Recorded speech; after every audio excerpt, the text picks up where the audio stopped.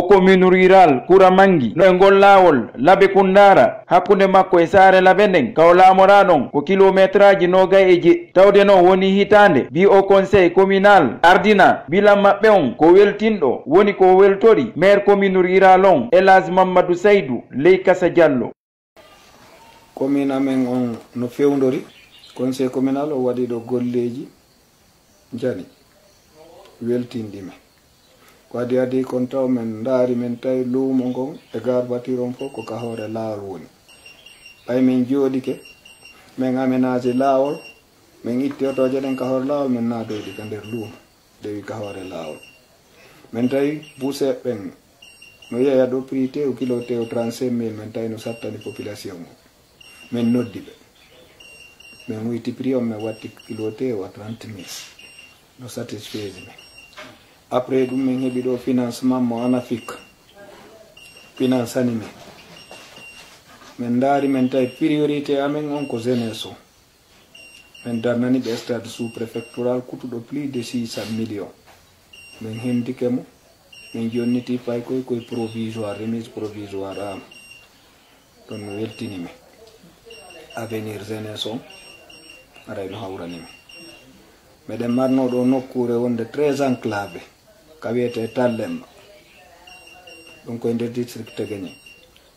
min ndaari min tawi ɓe ala l'école min yeeyi ɗo waɗgol campagne min yii ɓuri fayɓe temedere no ari jaɓɓagol men werna men min ndaari min tawi ɓe fof wala janngude l'école depuis temps colonial ɓe heɓali l'école min tawi distance mo ɓe iwata yahugol Kansangi ma yahugol hoore fello ma argol Teguéñé min tawi no woɗɗani ɓe fi janngugol min waɗi promesse de campagne min yeetiɓe si min heeɓi laamu ngun min fotiɓe min waɗay l'école min darni ɗon une école mo 3 classe e bureau direction e logement ji mum min clôture grillage mo 400 métres linéaire min waɗi toilette ji min waɗi woyndu l'école o woni opérationnel ɗum no weltinimi meɗen mari centre de santé ko opérationnel mo gollude mo marsude meɗen mari poste de santé ji wonade doganede français ɓen ko ɓen financi ɓe waɗi ɗo central électrique ji tati ɓe waɗi ka centre ɗo goɗɗo ɓe waɗi guériya goɗɗo ɓe waɗi buruji goɗɗo kono courant mum hingue yaltinde décembre hingue suudude hingue golde golle ɗen fof probléme kuulan ko prépayé kadi ɗon min ala probléme ɗon miɗen welti joni so yi suuder ɓe wi saare Labe nde yawti sous préfecture Popoda o ari ɗaɓɓiga place ji ɓe jeeyaka ɗo ɓen sadiki ko saabu courant mum hiɓe gollude ɗon no marsude jamanu no weltori kadi station total kadi min heeɓi ɗo lajita Labe ɗe pré o arno ɗo yide jama men on ɗaɓɓi ɗo tumbere leydi o darne station on udditi yimɓe amen ɓen courant e carburant ɗum ɗo mapinami on ti yaltay tum sooda particulièrement ɗo d' abord aren ka hiware police jo ko goto men mari ɗo gendarme ji hay goto ala ɗo ko minen recruté ɗo 4 garde commune o compte commune on ko minen yoɓataɓe par mois ko minen abiyiɓe ko minen jonnataɓe paɗe abiyiɓe moƴƴinaniɓe pas jiyoɓe golla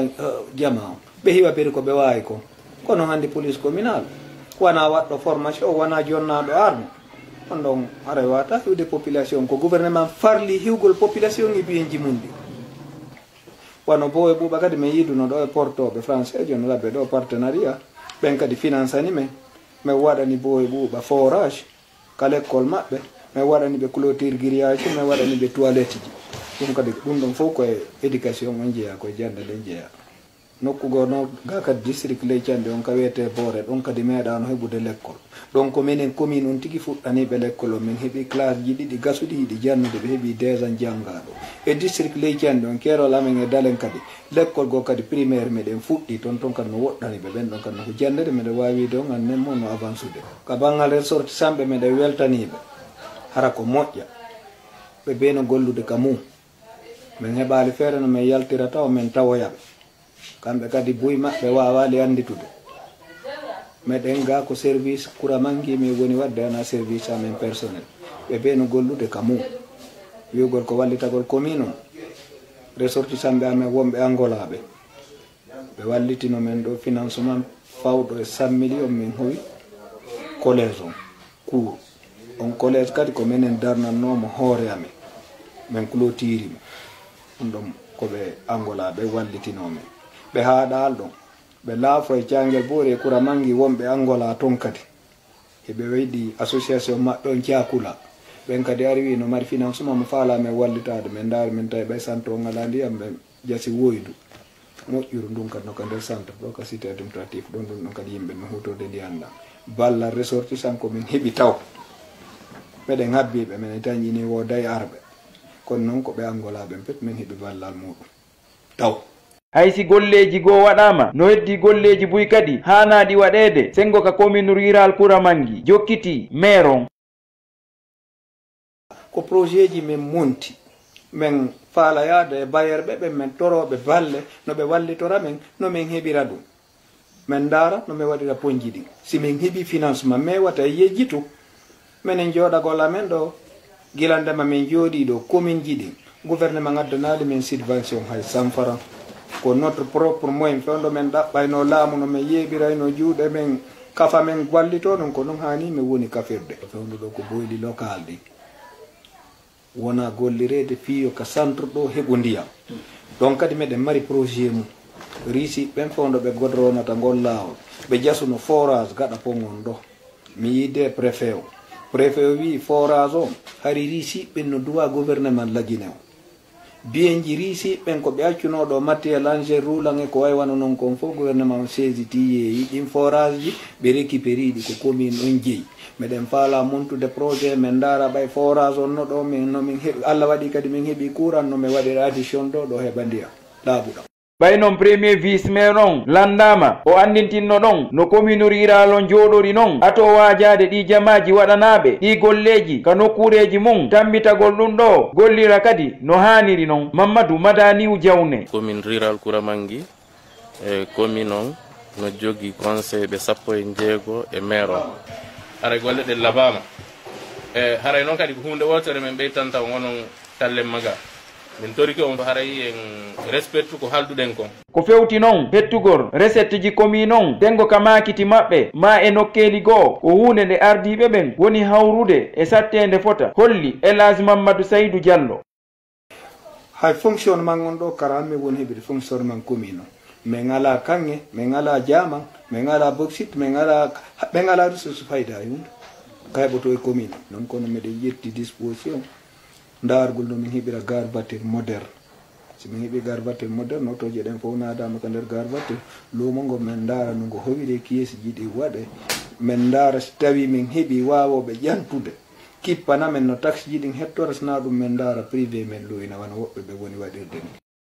ɓay o ƴetti konngol ngol gooto e ardinaɓe sukaaɓe ɓen o holluno ɗo welo welo makko tippude e ko ardinaɓe commune on anditi sukaaɓe ɓen si o foti wondema ɓe waɗay eɓɓoreji no ɓe gollitira o stade omnisport Kuramangi no haniri haray min ko Diallo Mamadou Bontoro mi makete ko mi woni trésorier bureau sukaaɓe Kuramangi ɓen donc vraiment haray welo welo gon ɗum ɗon kaka welo welo wawi haɗude o haray ko ɗongo haaɗi ɓay goɗɗo weltota ko wi haɓɓelam mais vraiment meɗen wondi e welo welo bi o stade ɗo heeɓi haray vraiment koko falli jama on fof kon haɗi men ɓeyda hollude welo welo amen ngol puisque ɗum ko nde nawnare fewnide fewdo e aduna o kono ko si nden ɗon gasino harayno ina wodunono men hollira welo welo amen on ɗo ni meɗen welti ha ka weltare ari e hattude haray ɗo sukaɓe ɓen meɗen tori ɓe wallitagol men wallito commune o ɓay Allah waɗi ɓe daranike men ha ɗum ɗo heɓike haray meɗen tori sukaɓe amen yaltuɓe jooɗiɓe mo kala ka hikkori men jonnidira juuɗe ɓe wallito men e piiji buyno woodi ko régulte ga ɗum ɗon ko mene wata moƴƴinande ɗum ɗon hoore amen fuɗɗori e pelouse o nder ɗo addi ha e accès on ka yaasi ga ɓay e rewdiɗon o yi loope ɗen no woniri ɗon noon haray piiji buy ko golleteno ga haray meɗen yeeɓi juuɗe e sukaɓe amen yaltuɓe ɓen e jooɗiɓe kala wowɗo tombitade men fiino stade on ɓeyde moƴƴintinirede haray meɗen tori ballal fi Allah ene laaɓi sengo noon jamaji darnanaɗi l'école ma golleji goo ɓen noon kadi kuljuno weltani fota conseil communal on ko mi wiyete Samba Tene woɓɓe wiya Samba Ngesa o hay menen fewdo mais wonno fayɓe ko wano ɓeɗo ni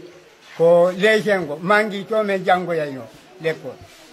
Allah waɗi yeehi haaɗi duuɓi ɗo joni ɓuuri hay 50 joyi e mo on neldi men ɗum ɗo mi weltanike Allah mi weltanike on yo Allah ulanɗo nawro yeeso mi duyite mi weltike on jarama ko Amadou Sayko Ayngal ko chef secteur kadi no wiye leygal am kono weltare amen ɗen gila e mamiraɓe amen ha e fewdo amen ɗo hari ɗum ɗo min fof meɗen falano min ronku ko e ngal ɗo Allahu newni ɓeɗo woni sabu min heeɓi école e nder ɗi secteur ji amen ɗo meɗe weltori surtout Alhaji Mamma Saydou le maire Kouramangui Khadija Diallo Leykas ko mini on ko mi maritaniɓe ko moƴƴi rek ko moƴƴi tu woni e rulude ka amen Kouramangui ɗo ta gaynugol maire commune riralon woduno ko tori gueɗalɓe Kouramangui yaltuɓe e jooɗiɓe e yiɗuɓe Kouramangui fi ɓantal nokkude maɓɓe nden yaltuɓe ɓen sago mum koyo heɓoy artira Kouramangui ɗo minen wonɓe ɗo ɓen sago amen ko min gollu Kouramangui ɗo donc ara meɗen yeeɓi juuɗe tori ressortissant ɓe amen ɓen fof wano sous préfecture ji heddiɗɗi e préfecture ji heddiɗɗi fayda kala ka yiɗon suudu labandu kala ka yiɗon oto a moƴƴa ma yaaɗo hajju hara ressortissant ɓe woni tambade hara meɗen toriɓe wanayoɓe tambo équipe maire o wanayoɓe tambo maire on conseil communal on ko ɓe tambo jama maɓɓe Kouramangui on tambagol jama Kouramangui ko dargol priorité ji fof ɓe tambito men komin wawi komin waɗa koɓe wawi koɓe wallito min golla ka amen en andintinay noon koye nde hitande 1977 Kouramangui waɗa sous préfecture